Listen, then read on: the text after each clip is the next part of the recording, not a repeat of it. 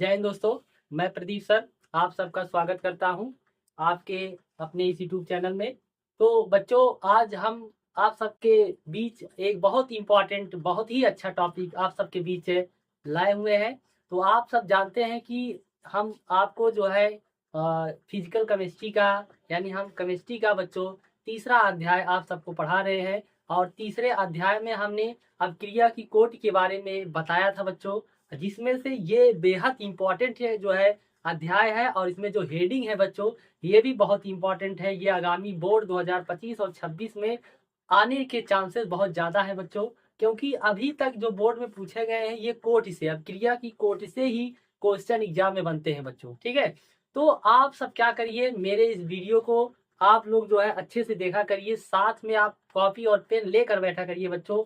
जितनी थियरियां हम आपको लिखाते हैं उसको आप राइट करते रहिए और उसको समझते रहिए बच्चों। लिखने से आपको केमिस्ट्री ज्यादा समझ में आएगा, अगर आप नहीं लिखते हैं तो केमिस्ट्री आपको समझ में नहीं आएगा बच्चों। ठीक है, तो मैं आपसे यही कहूंगा कि आप सब मेरे साथ आप लोग चलिए और मेरे साथ आप नोट्स बनाते चलिएगा जैसे जैसे हम बताते रहेंगे। मेरा ये आपसे आप वादा है बच्चों की आगामी बोर्ड 2025 और 26 में जितना हम बताएंगे बच्चों वही आएगा, उससे ज्यादा कुछ नहीं आएगा। ठीक है, तो चलिए आइए हम समझते हैं आज का हमारा टॉपिक क्या है। चलिए बच्चों, तो आज का हमारा टॉपिक है बच्चों शून्य कोट की अवक्रिया। क्या है बच्चों? शून्य कोट की अवक्रिया। तो आज हम सीखेंगे शून्य कोट की अवक्रिया होती क्या है, इस पर सवाल कैसे आते हैं और इनका फार्मूला क्या होता है बच्चों। ठीक है, तो चलिए आइए हम समझते हैं और इनकी परिभाषाएं क्या होती है बच्चों। ठीक है, तो चलिएगा देखिएगा बच्चों, परिभाषाएं इससे क्या होती है। वे अभिक्रिया वे अभिक्रिया जिसमें वे अभिक्रिया जिसमें अभिक्रिया का अभिक्रिया वेग अभिक्रिया वेग अभिकारक अभिकारक के सांद्रता अभिकारक के सांद्रता परिवर्तन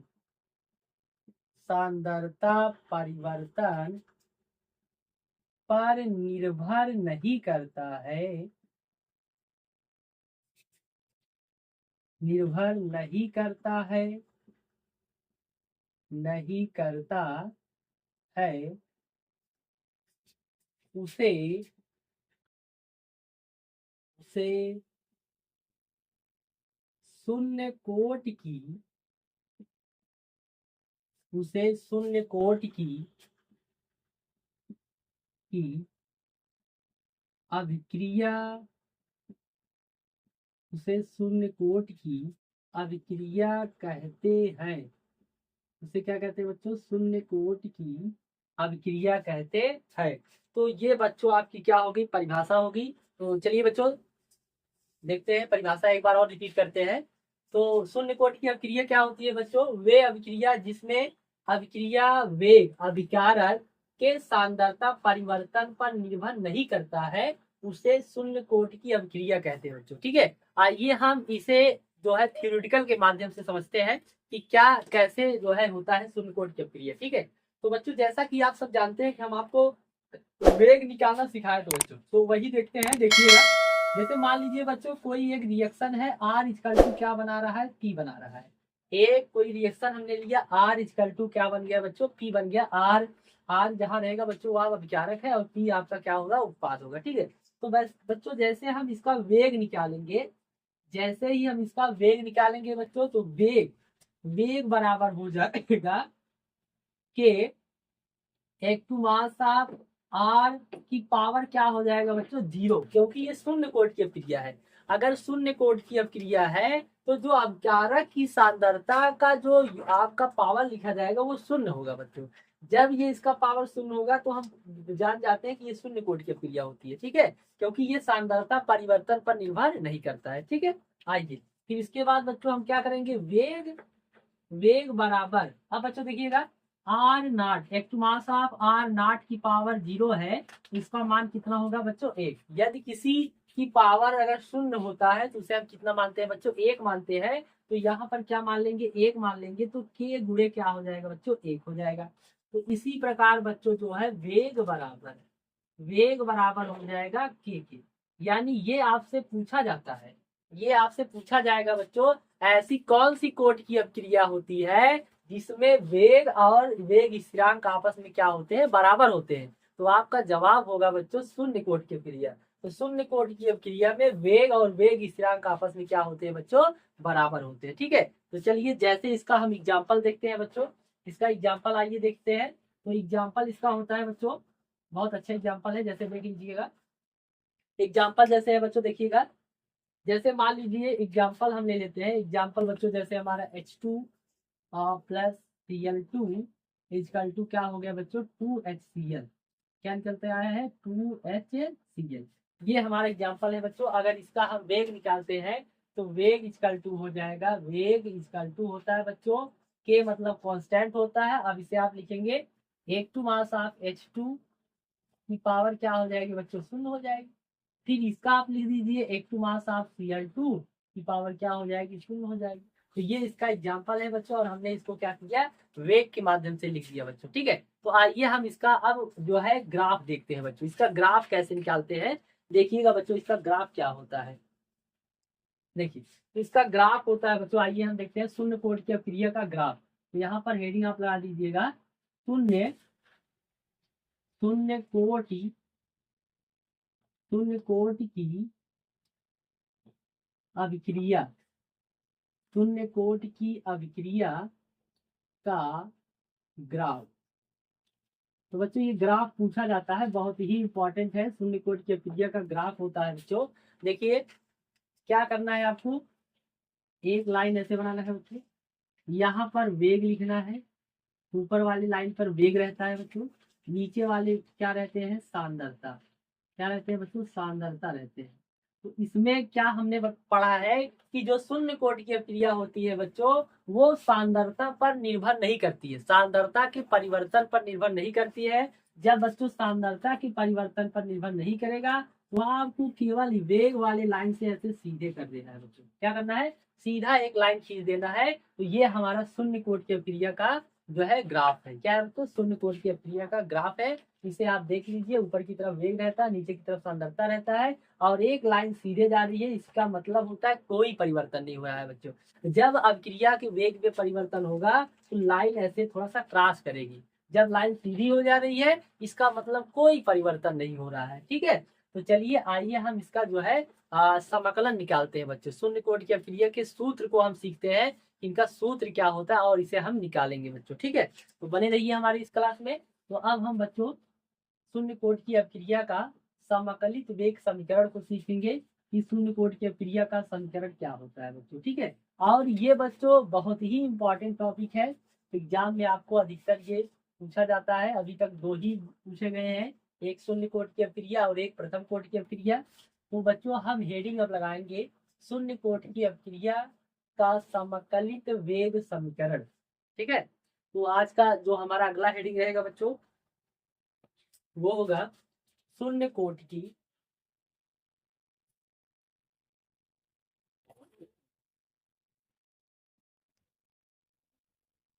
शून्य कोटि की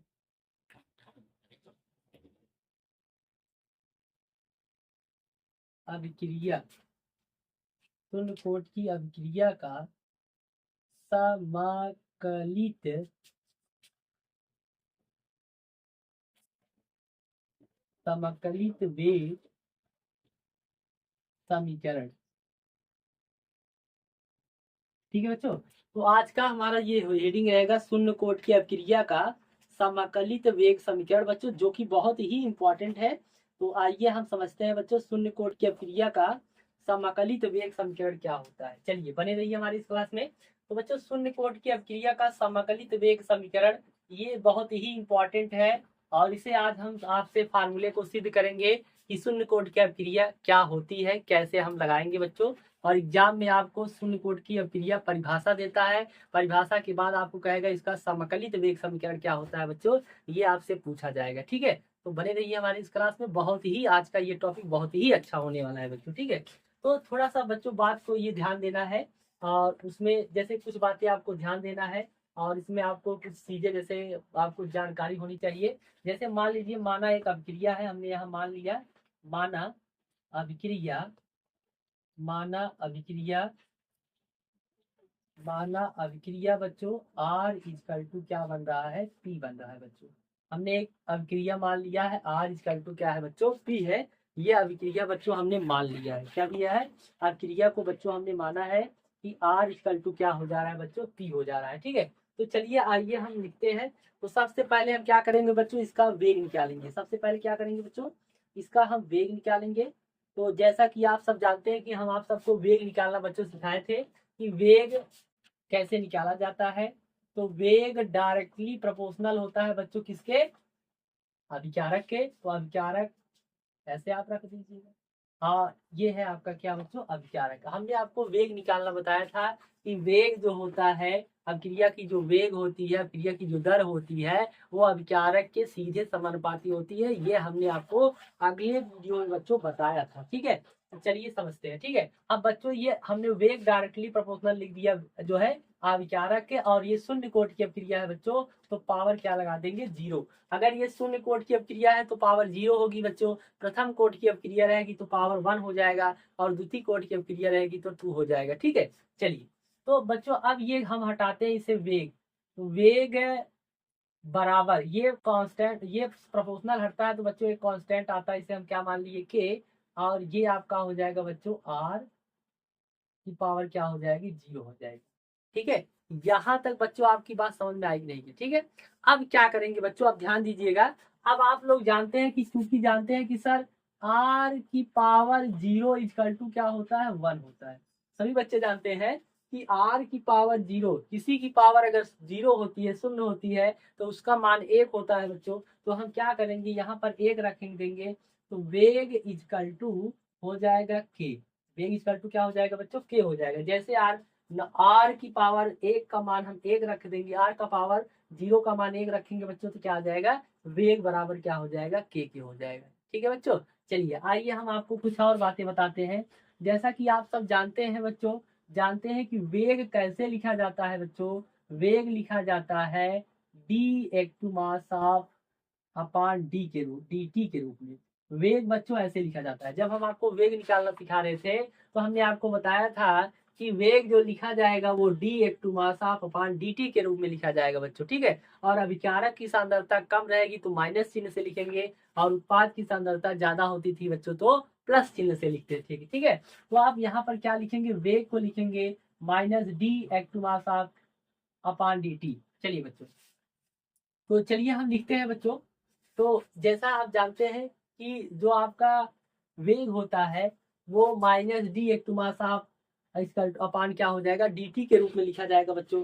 तो चलिए आइए हम उसको क्या करते हैं बच्चों, लिखते हैं। ठीक है, चलिए तो यहाँ पर अब क्या रखे बच्चों, तो पहले इसका वेग लिखेंगे। इसका वेग कैसे लिखेंगे बच्चों, आप लिखिएगा माइनस डी एक टू मास ऑफ, एक टू मास ऑफ के अंदर क्या रहेगा बच्चों, आर। आर का निकाल रहे हैं तो आर अपान क्या हो जाएगा, डी टी, और बराबर क्या हो जाएगा बच्चों, के। ये ऐसे होगा बच्चों। देखिए ये आर कैसे आया बच्चों, क्योंकि हम वेग किसका निकाल रहे हैं, अभिकारक का निकाल रहे हैं, तो अभिकारक के लिए हम क्या लगा दिए, माइनस डी एक to mass of R upon D T हो जाएगा। वेग बच्चों माइनस डी एक to mass of upon D T के रूप में लिखा जाता है, और हमने आर के लिए निकाला है तो इस कंसंट्रेशन में क्या रहेगा, आर रहेगा। ठीक है, तो ये हो गया माइनस डी एक to mass of R upon D T बराबर क्या था बच्चों, के था। ठीक है, चलिए अब क्या करना है बच्चों, इसका गुणा इसमें कर देना। देखिएगा इसका गुणा क्या करना है बच्चों, इसका बटा कुछ नहीं, एक है, इसका मल्टीप्लाई इसका मल्टीप्लाई से कर देना है। ठीक है, तो आपका जो निकल के आ जाएगा बच्चों, देखिएगा माइनस, ये देखिए ये हो जाएगा माइनस डी एक टू मास ऑफ आर,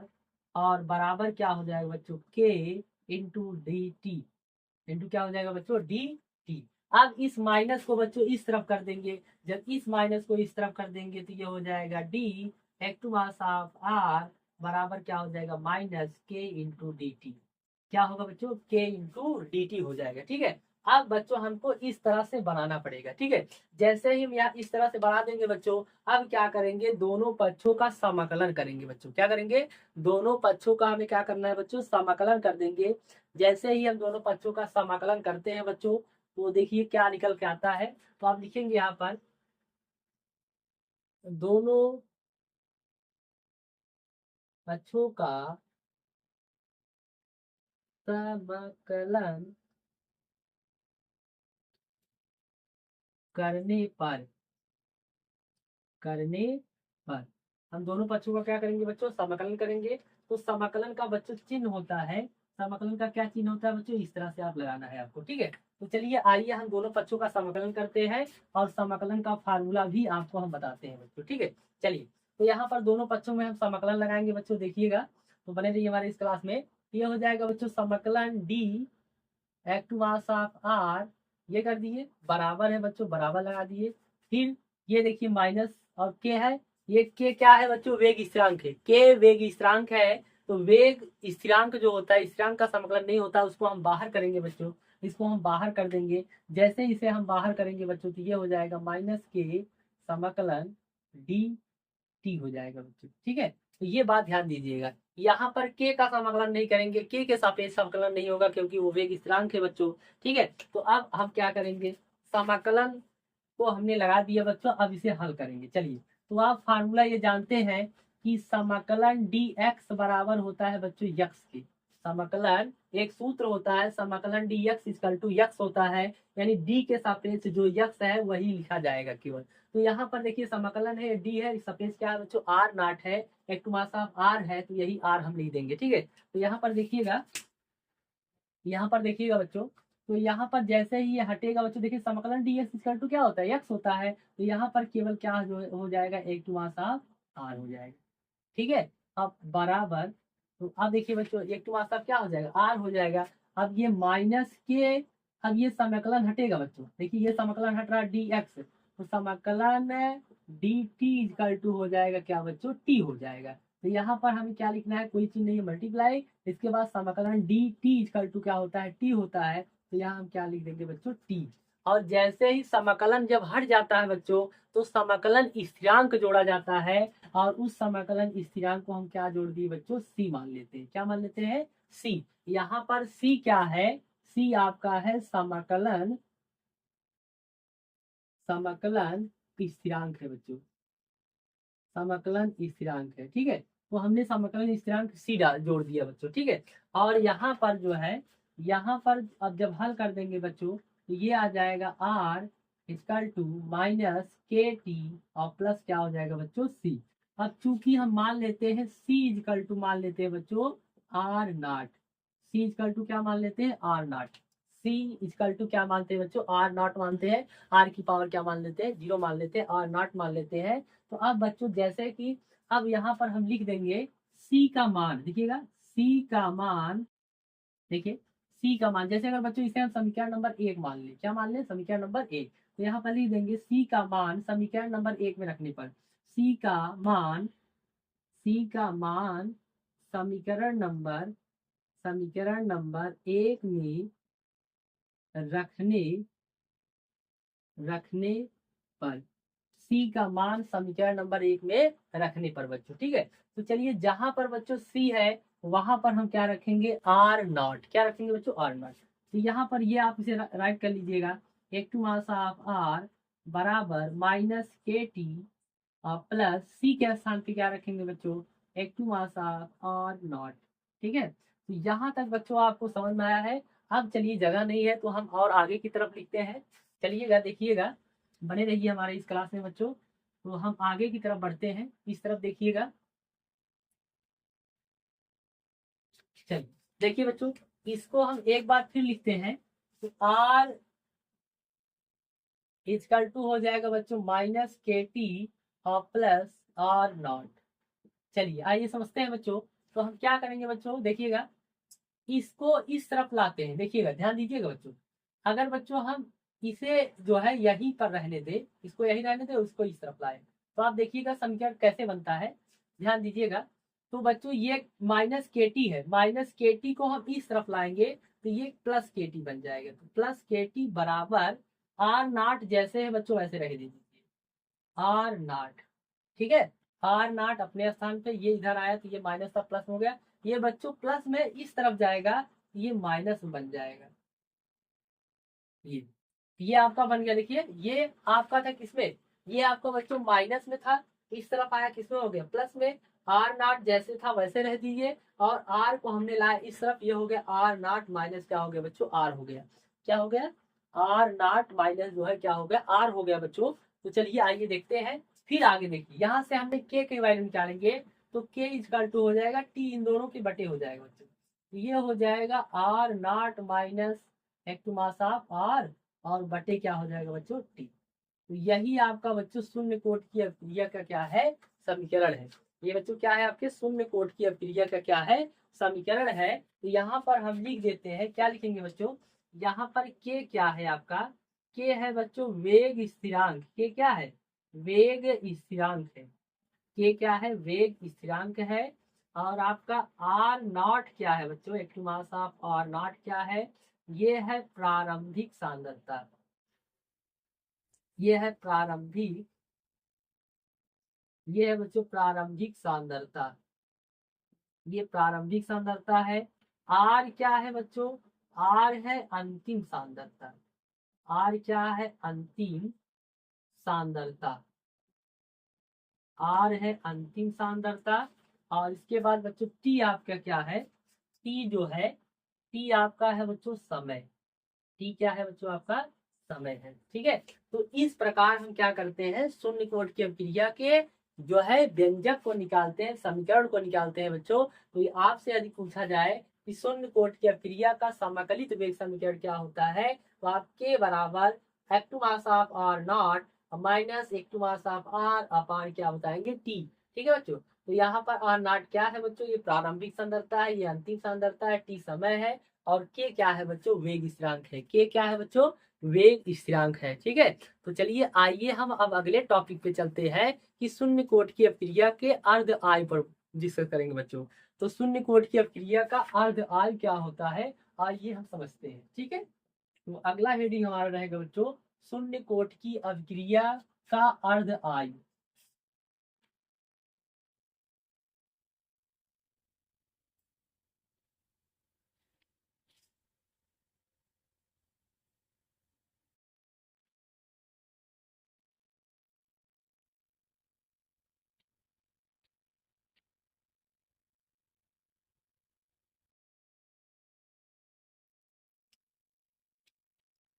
तो अगला हेडिंग हो जाएगा बच्चों शून्य कोट की अपक्रिया, शून्य कोट की अपक्रिया का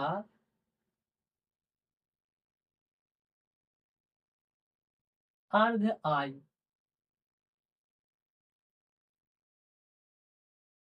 ठीक है, तो बच्चों अब हमारा हेडिंग रहेगा शून्य कोट की अपक्रिया का अर्ध आयु। बहुत ही इंपॉर्टेंट है बच्चों, इस पर क्वेश्चन बनता है। तो आइए हम समझते हैं तो शून्य कोट की अपक्रिया का अर्ध आयु क्या होता है बच्चों। तो पहले हम लिखेंगे शून्य कोट की अपक्रिया। तो शून्य कोट की अपक्रिया क्या होती है बच्चों, के इजकल टू होता है R not minus R, R not minus R upon क्या होता है बच्चों टी होता है। इसी फार्मूले से ही हम शून्य कोट की अपक्रिया निकालेंगे। जैसा कि आप सब जानते हैं कि आर इक्वल टू होता है एक to mass of R not minus एक to mass of R upon क्या होता है बच्चों टी होता है। ठीक है, तो कुछ नहीं करना है बच्चों, यहाँ पर टी इक्वल टू रखना है T one by two. T one by two का मतलब या टी वन बाई टू भी रख सकते हैं या बच्चों टी 0.5 भी रख सकते हैं, दोनों रख सकते हैं। ठीक है, टी के स्थान पे टी वन बाई टू या 0.5 रखेंगे। तो ये टी वन बाई टू को कहते हैं बच्चों अर्ध आयु, टी वन बाई टू को क्या कहते हैं अर्ध आयु कहते हैं। और बच्चों यहाँ पर आर इजकल टू रखना है, आर इजकल टू हमें क्या रखना है बच्चों, आर इजकल टू रखना है आर नॉट अपान क्या रखना है टू रखना है बच्चों। ठीक है, आर के स्थान पे आर नॉट बाई टू रखना है, टी इक्वल टू रखना है टी वन बाई टू या 0.5, टी 0.5 बच्चों। ठीक है, यहाँ हमें इसको प्रारंभिक सांद्रता का आधा कर देना है और यहाँ पर टी का 1/2 कर देना है बच्चों। और इस जो है समीकरण में रख देंगे तो हमारा अर्ध आयु निकल जाएगा बच्चों। चलिए रखते हैं हम, आगे देखिएगा। तो बच्चों देखिएगा के जैसे वैसे लिख देंगे, के बराबर, चलिए आर नॉट के स्थान पे नहीं रखना है बच्चों, इसको ऐसे रहना देना है, आर नॉट माइनस आर के स्थान पे, देखिए एक बार आप आर के स्थान पे क्या रखना है, आर नॉट बाई टू, यहाँ पर क्या रख देंगे बच्चों, आर नॉट बाई क्या रखेंगे, टू, और पूरे का बटा क्या है बच्चों, पूरे का बटा यानी टी, टी है तो टी के स्थान पे क्या रखेंगे बच्चों, टी 1/2 रखेंगे, टी 1/2 रख देंगे, ठीक है। चलिए इसे हम हल करते हैं, तो के बराबर आ जाएगा, इसका मल्टीप्लाई इसमें घटा देना है, 2 का गुणा बच्चों आर नाट करेंगे तो 2 आर आ जाएगा, 2 आर नाट आ जाएगा, और उसमें से माइनस हम आर नाट घटा देंगे बच्चों जब, तो ये हमारा क्या निकल के आ जाएगा, केवल आर नॉट आएगा बच्चों, केवल क्या आ जाएगा, आर नॉट। जैसे इसका मल्टीप्लाई इसमें करेंगे 2 हो गया, 2 में से 1 घटा देंगे क्या आएगा बच्चों, 1, 2, इसका 2 का मल्टीप्लाई इसमें किया 2, एक मास ऑफ आर नॉट आ गया, माइनस ये आर नॉट हम घटा दिए तो क्या आ गया बच्चों, आर नॉट ही आया, ठीक है। यहाँ हम लिख देंगे क्या, आर नॉट, और बटे, बटे क्या रहेगा बच्चों, 2 रहेगा, देखिए बटे वही रहेगा, बटे क्या हो जाएगा 2, अब पूरे का बटा कितना है बच्चों, टी 1/2 है, ठीक है, टी 1/2 है बच्चों, ठीक। आगे आइए देखिए, तो यहाँ पर हम क्या करेंगे बच्चों, इसका मल्टीप्लाई हम क्या कर देंगे, देखिए इसका मल्टीप्लाई बच्चों हम इसमें कर देंगे, ठीक है, इसका बटे कुछ नहीं ये लिखेंगे, इसका मल्टीप्लाई यहाँ हो जाएगा, तो के बराबर हो जाएगा, इसका इसमें आप करेंगे, ये हो जाएगा आपका आर नॉट, और बटे क्या इसका मल्टीप्लाई इसमें करेंगे तो हो जाएगा टी 1/2। अब बच्चों टी 1/2 को के पास लाना है और के को इसके पास भेज देना है, तो ये हो जाएगा आपका T 1/2 equal to R naught, R naught बटे क्या हो जाएगा 2 के, तो ये आपका है अर्ध आयु, ये बच्चों शून्य कोट की अभिक्रिया का क्या है, अर्ध आयु है, ये क्या है, अर्ध आयु, ये शून्य कोट की अभिक्रिया का अर्ध आय है बच्चों, शून्य कोट की अभिक्रिया का अर्ध आय क्या होता है, टी 1/2 इजकल टू होता है आर नॉट अपॉन 2 के क्या है बच्चों, वेग स्थिरांक है, और टी 1/2 क्या है, अर्ध आयु है, और जो है इसके बाद आर नॉट क्या है बच्चों, प्रारंभिक सांद्रता है, आर नॉट क्या है, प्रारंभिक सांद्रता। तो इस प्रकार हम क्या करते हैं, अर्ध आय शून्य कोट की अभिक्रिया का निकाल सकते हैं बच्चों, ठीक है। तो जो है अब कल के वीडियो में हम बच्चों आपको इस पर सवाल बताएंगे, आज केवल हम आपको शून्य कोट की अभिक्रिया की परिभाषा बताए, और शून्य कोट की अभिक्रिया का सूत्र क्या होता है, और शून्य कोट की अभिक्रिया का बच्चों जो है अर्ध आयु कैसे निकालते हैं, तो हम आपको इसमें थ्योरेटिकल और जो भी है मैथमेटिकल दोनों यूज करके बताए बच्चों, और ये आपके बोर्ड के लिए बहुत ही इंपॉर्टेंट है, ये परिभाषा और समीकरण दोनों पूछता है बच्चों, तो आप इसे आसानी से जो है अपने जो है नोट्स बनाइए, और नोट्स में इसे अच्छे से लिखिए और बार बार रिपीट करते रहिए बच्चों, ठीक है। तो आज के लिए हम बस इतना ही पढ़ाएंगे, तो बच्चों यदि आपको ये मेरा वीडियो अच्छा लगा हो तो मेरे चैनल को लाइक कीजिए, सब्सक्राइब कीजिए, ज़्यादा से ज़्यादा लोग के पास आप शेयर करिए, ताकि वो भी बच्चे हमसे जुड़े और अच्छे से अच्छे नॉलेज लें, ठीक है। धन्यवाद।